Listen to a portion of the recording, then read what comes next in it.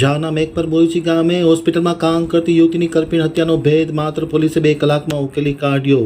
મરનારના શાવકા ભાઈ અને અન્ય આરોપી એમ 2 આરોપીની ધરપકડ કરી પરાણે પ્રેમનો કરુણ અંજામ।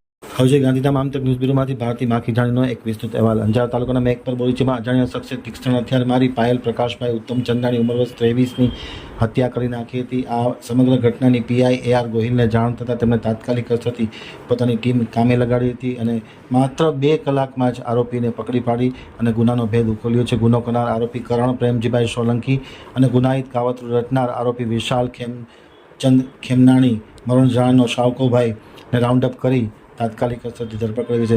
પરાણે પ્રીતના ઇસ્યુમાં આ બનાવ બન્યો હોય તેવું પ્રાથમિક પૂછતાછમાં આરોપીએ કબૂલ કર્યું હતું અને એક તરફી પ્રેમનો આ કરુણ અંજામ આવ્યો છે।